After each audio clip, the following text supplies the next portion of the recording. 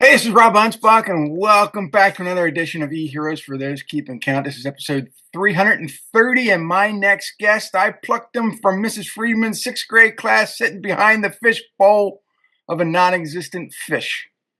I want to welcome Josh Cary. And yeah, it was a weird intro, but you know what? This is what it's all about. We I are don't entrepreneurs, and we have to roll with it. I don't judge weird. I mean, a weird intro is how I play. So thank you for that. I'm all for it. Well, you're not in sixth grade anymore. You're not sitting behind all the other class members, and you're not being disciplined by Mrs. Freidman. So tell us what's going on. Well, for the record, what you're referring to is a recent social post of mine, which says a lot. What we post gets read by people I otherwise wouldn't have known. So that's important. And it goes back to us being, not saying we're chatty Cathys, but we do like to talk a lot. We do like to entertain. We do like to fill in our customers, our listeners Our with gosh, no with slip there. with new information. And when I was in second grade, I went to a Catholic school and I talked a lot, and the nun put tape across my mouth. Imagine that. Really? She wanted me to shut up. And this is why you and I do things like this as careers and professions and plans to do because we were kept from it, right? We isn't that what we all do in life? We're just trying to do the best we can with what we're given, with what we have. So I posted this thing. Let's talk about that. How in because it connects to who I am today. Growing up, I was trying desperately to find connection because I was, living a life of disconnection. So I didn't want to just vulnerably put myself out there. So what did I do?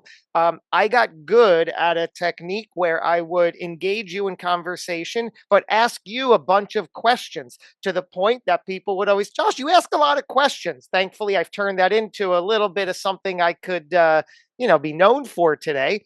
But back then, they were saying it insultingly. Like, you Mhm. ask a lot of questions. Who knew it could be a value going forward? And back then, the only form of entertainment we had was radio and limited programs on TV. I mean, my TV, I think back in the day, went up to channel 13. That was it. That was Sure. like, now you got thousands of programs. We're getting lost in the shuffle. Our voices aren't being heard. And so we're trying to shout from the rooftops, and nobody cares. And so I think we as entrepreneurs need to do things differently. We need to stand out. We need to interview people that will inspire us. And so, I was on your show a while back, and I didn't get booted, so that's a good thing. But no, you and I are very similar in our techniques, in who we want to attract, and our messages that we get across. And we don't do things based on what other people are doing, which is a good thing. Mm. It takes a little while to get to there, admittedly, for myself, right? I spent 40 years. That's the nature of my brand, the hidden entrepreneur. It's a I long spent time. Yeah. Well, I'm 50 now, which still takes a little bit getting used to for myself, but I spent 40 plus years of my life hiding behind fear, showing up, hiding my true talent, my true ability in exchange for seeking approval. And that got tiring, after 40 years. And through the eyes of my two young kids, I said, all right, I'm not the best version of myself. I'm angry, I'm miserable, I'm frustrated. This isn't going to end well for any of us if I continue on this path. It's one thing doing it when, it's just you that you're beating up on. But with my two adoring children, I'm like, okay, guys, I get it. Wait here for a minute. I got some work to do. And that was enough for me to do the work and try to continue to put the best foot forward. But for years, I was a shell of this version and doing things out of insecurity, and nobody likes that. And then you wonder, why isn't it working? Well, look what you're doing. Look how you're entering the world as each and every minute of the day. People sniff Yeah. that out very quickly. When I had my cleaning service, everybody knew me. They knew my sarcasm. They knew things about me, my stories, my kids, but when I started this consulting service in 2001, it was like I was walking on eggshells. I didn't want to piss off anybody, and I There you thought, go. wait a minute, this isn't working. Why do I have one persona in my cleaning business and this other persona in my consulting business? They should be one and the same. And once I started to embrace it in both businesses, then, well, I mean, I sold off the cleaning business, but in 2014, went full time into this consulting jungle, and it was like, Rob, you are just out there. You want to tone down your sarcasm? Hell no. It's like, and now you get this. My level of sarcasm depends on your level of stupidity. And that's how There I you go. operate my business every single day. You said the key point. You didn't want to piss off anybody. And that's a skill that you need to develop because so many of us go into life, into business, fearing that, saying, I don't want to piss off anybody. And if one person, we take that to heart, we take that personally. So, how do you get around that? Repetition, self awareness, personal responsibility, a conscious awareness of what's happening. And you just have to work on it, right? It doesn't just happen.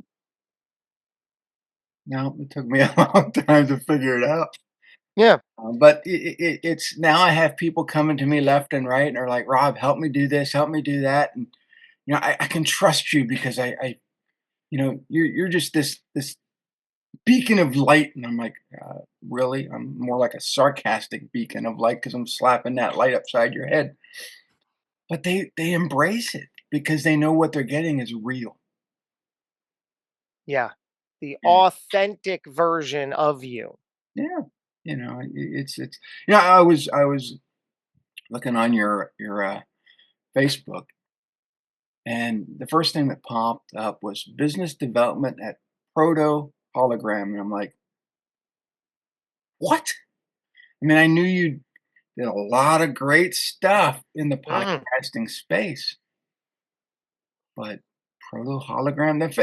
The first thing that popped into my head when I read that was if you go back to the old Quantum Leap series with Scott Bakula, not mhm. the new one because that was awful, and Al, his hologram. And that's what I thought of. And then I had to click on the link and I'm going, okay, what's sorta? Proto hologram is a wonderfully legitimized company that it turns out my best friend since middle school really founded this company, runs this company. And for a couple of years now, I found a place in the company to do my best and give my best and watch it flourish. So he created this basically this unit where you can project yourself via holographic technology into the unit, either as pre recorded content or a live beam. So whoever is on the other side of this unit, wherever it is, can interact with you in real time. That's the short and long of what it does. They've been validated in the market 100 times over. They're very successful. A lot of industries have used it and continue to use it, and it's only just beginning. But I really took hold of the entertaining and entertainment side of it. I got to work with Jon Bon Jovi not once, not twice, but 3 times because he loves the technology so much. And those are the kinds of interactions that I love dealing with, and then an entertainer, especially on his magnitude, to be able to utilize the technology. He beamed in and did like a selfie station and an interview series for the Grammys, and he's got a Nashville bar, JBJ's, that he opened a couple years ago. So we put a couple units there where he's just answering questions about his history, his inspiration, his motivation. So Wow. it's a pretty cool company. Speaking of John Bon Jovi, his was the last concert I attended in 1987 in Philadelphia. 1987? I haven't been to a concert since. And he was just getting started in He was just 1987. My getting goodness, look at you. Yeah, it was just, and when we bought the tickets, back then you had to use the phone, you had to call, and luckily, I scored 4 tickets, and I didn't realize that they were floor seats. I didn't pay any extra. It was just, No. back then you called and you got the tickets they gave you.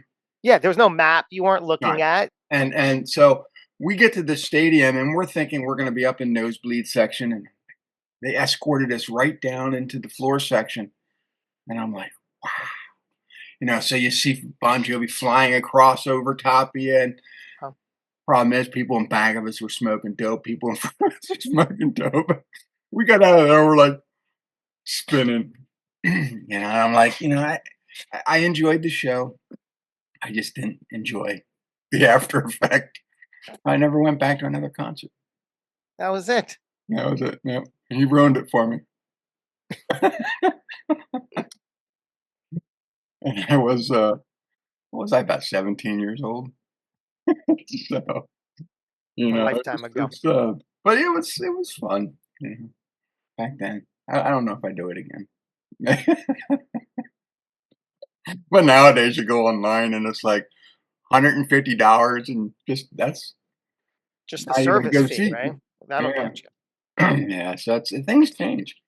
But, this is what's nice about podcasts, is that you go where the conversation goes, typically. The other day I was on a podcast where they had a set of questions, and I'm like, and you could tell they're forcing these questions Mm, in where they don't need to go. And, I mean, it turned out okay. because of what you brought to the table. Right, but it was just, they need to treat these as conversations, because that's what they are. And I Yeah, and I think that's why the Joe Rogan Experience has taken off massively for Joe Rogan. But he was a celebrity before the show. it's true. So, he can take those conversations anywhere he wants. But those people who wanna get started in podcasting, those people who wanna get started in showcasing their skill set as an entrepreneur, I think need to drive that conversation better, and instead of having these prearranged questions that don't really lead to anything. Yeah, well, there's so much we could talk about in the topic of podcasting. What comes to mind is w- w- as a host, one of the like you're alluding to, there are some guests out there that I know it comes down to an insecurity and a lack of knowledge, but they'll say, "Can I have a list of questions before?" And I tell them, I say, first of all, absolutely not. Second of all, I don't have a list of questions. Third of all, you don't want or need a list of questions. I know you're asking as a crux. You're asking because you're insecure. You don't want to be taken by surprise. Have you ever spoken to anybody before? Have you ever had a conversation? Yes, you'll be fine. We're going to talk about what you know and what you can right. You don't want a list of questions. That's going to harm you. So it's an amateur question to ask, isn't it? Well, I love when, someone will say, "Well, Rob, I got your last book. Can you elaborate on on page 48?" And I was like, it was like so many books ago. I don't even know. And it's like, Good problem to have. give me a hint. Yeah, yeah. But yeah, and it kind of, when they do that stuff, I'm thinking, good Lord, you go to these sci-fi conventions, and are going on about these episodes. Do you think these people even know what the episode was? Oh my goodness, that's right. And I'm That's so like, true. oh, no, Yeah, please, no, let's skip these questions. yeah. The other But thing about the podcast industry that gets me is a lot of people come into this space with a level of entitlement, and that also just comes from ignorance, which by definition is just a lack of knowledge or understanding. And what they're ignorant of is how do I get more listeners, as if there must be a direct path to more listeners, or it might just be nobody cares, right, right? You're not somebody that dot dot dot. yeah. Well, and you go back to entitlement, and I like to invite people on my shows whether I've been on their show or not. Sometimes I'll reach out and I'm thinking, oh, this person's very unique in what they do, kind of eclectic, maybe kind of weird. I mean, aren't we all weird in some way? Absolutely. So It's how we started the show. I'll reach out and I'll say, I'd be honored to have you as a guest on my podcast. This is what we talk about. We can talk about your superpowers, blah, blah, blah. And they're like, what does it pay? It doesn't pay anything. You're a guest on my show. You Real. get exposure. They're like, no, if it doesn't pay anything, I don't want to be on Wow. it. I'm like, Wow. Yeah. what? Yeah. It also comes back to when people say, how do I get more listeners or how do I grow my show? My first question is, well, have we defined what you think more listeners are going to do that your current listener base can't do? Hmm. Right? If you have 1,000 more listeners, what do you think that's going to do? And I'm pretty sure we can achieve that here, unless it's like an ego thing, which I don't think it needs to be or is. But it's like, well, what do you think? Are you going to sell more? Okay, well, then let's figure out how we can sell more now. There's Hmm. a ton of conversation we can have. It's all just big picture strategy that people don't know what they don't know.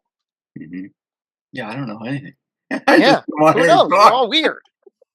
We're all weird. We know nothing. But that's a good point too. We pretend that we know more than we do. We don't. We're faking it every step of the And the freaking thing way. is that, when I started out as an entrepreneur when I was 25, yeah, 30 years ago, I was cocky. And I knew everything. I didn't want to accept anything. As I got older, I still don't want to accept anything, but I know less now than I did then. And these podcasts help me as much as they do my audience.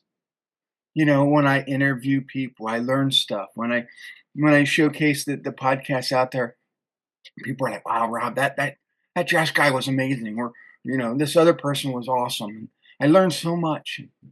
That's what it's all about. Mm. You I know, like the part where it's about that Josh Josh. guy being amazing. Yes. Yes. That Josh guy being amazing. That we like. That we can get behind. Right. Proof. We all love just, it's all about us. Right. It's all about validation. That's right. And that's why I had my face on everything. It's all about validation. However, in order to get the validation, you need to step forward. You need to put yourself out there in order to be in a position of validation. But we're like, oh no, I'm not going to do that. Then how the hell do you expect to be validated Yeah. if you don't put yourself out there and feel invalidated? Oh, I felt invalidated my whole life. Now it's time to feel validated by putting yourself in the position to feel validated, which means you are ironically going to be invalidated by the very nature of your desire and attempt to feel validated. Sometimes I'll reach out to somebody and say, "Hey, you want to be on my podcast? I know you probably don't have much experience in podcasting, but let's get you on there and share your story out." And 90% of them will say, "Okay." And then you get these 10%, and they're like, um, "But I don't know. I'm scared. I've never done it before." Well, now's the perfect time. This is what we're gonna do. We're gonna have a conversation. I'm not gonna lead you down the dark path. Yeah. We're gonna talk about you. And those people who have never been on a podcast to come on my podcast and say, "Wow, Rob, that was just great. You made me feel comfortable. You made me feel like I could just share my story." And that's what I want to do. I want to help these entrepreneurs, you know, expand their circle, make more money. And some of them just don't see the benefit. Or are they scared to see the benefit? Well, yeah, Fearful. I mean, it's and kind of go back to my father-in-law. Back in he died last year, but he was a self-employed carpenter, and I designed some of his marketing because he wanted to create these secret rooms, these hidden rooms, and now it's a big thing. But 15 years ago when I presented this to him, He's like, "But what if I get too busy? What if I can't handle the work?" Mm. So he scared himself out of even doing it. And I think that's what a lot of entrepreneurs do. They think, "Well, what if I get too busy? Is there really such a thing? What if I make too much money? Really? Come Well, on." well, that's not the that's that that's the spoken fear, but that's not the underlying fear. Then you have to pull back to, okay, wait, what are we really saying here? Right. Which is so much of what we do internally, what we do in with others. We say things and it's just a surface level, but it's like, okay, what are we really asking there? What are we really saying? Mhm. Yeah. It's but, entrepreneurs talk themselves out of a lot of things, and I know that, I used to do the same thing, and I'm sure that you have too. Of course. There's a situation that comes up and you're like, "Do I really wanna do it?" You know that there's a potential, but you talk yourself out of it, and then the opportunity goes to somebody else, and they run with it, and they're making millions, and you're like, "Damn it." Something you So, want to talk about, Rob? no, I mean, I've had a lot of opportunities that I've passed That up. happened? Yeah. Yeah, and I think there's we look at the risk reward situation, and how much time we have to put into something. And there's been a lot of opportunities over 30 years that I guess I could have said yes to. You know, I've turned down a lot of speaking engagements because I like to be near my family. Or they'll happen over one of my kids' birthdays or my anniversary, and so I've turned down a lot of engagements that I could have taken, and I'm sure other entrepreneurs would have jumped on those and said, "Adios, family." But I've tried to center myself with a moral compass. I've tried to put my family first, and so sometimes it does cost me some opportunities. But the opportunities that do come around make it worth it, or make up for the stuff that I've lost. Sure. And then you can continue to make your own opportunities in some regard, Yeah, yeah. So it all works. So, but we have a few minutes left because I know your time is valuable. as is all of ours. Unless you figured out something I haven't. Well, I'm still working on the whole time travel thing, and if that works out, then these podcasts can go on forever. There you go. Because we could talk for hours and just zip into, but nobody has DeLoreans anymore. Yeah, it's a shame. So final words. What would you want to say to my audience or the Yeah. anybody out there that wants to know more about Josh and his adventures with Mrs. Freedman? I'll bring it back to a theme that was emerging. It came up twice is the idea of being weird. Yeah. And I really appreciate that because I think in our hearts we all feel weird Mhm.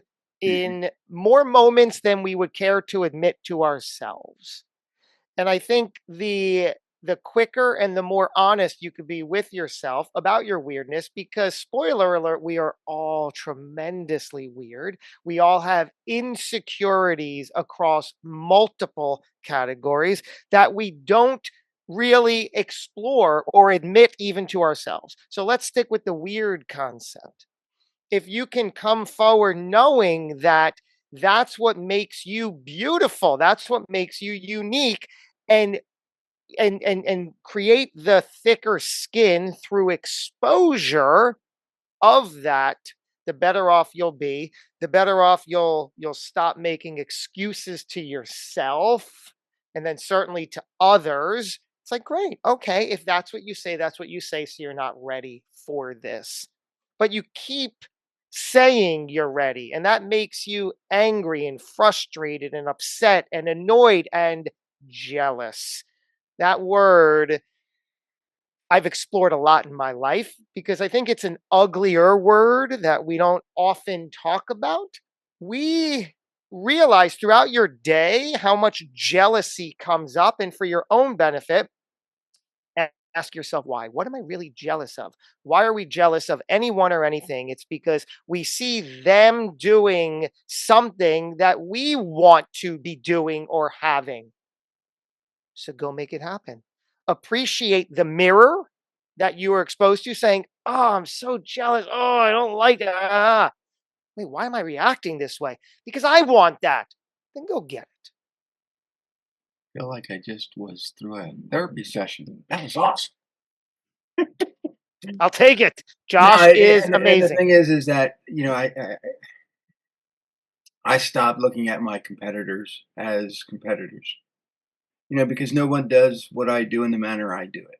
Yes, there are people out there that do similar things, but I can't get jealous with that because they're not me. And so when I focus on me and less on them, I get more shit done.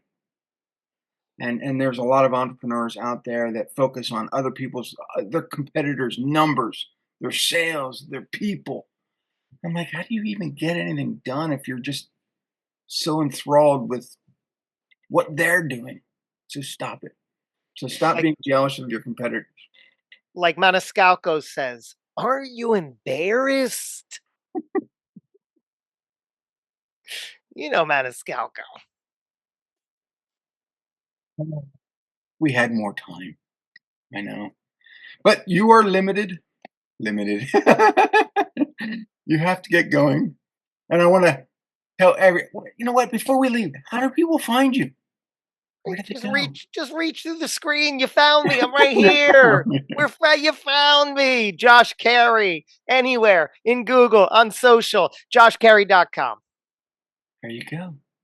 Anyway, we'll see everyone on the next episode. Adios.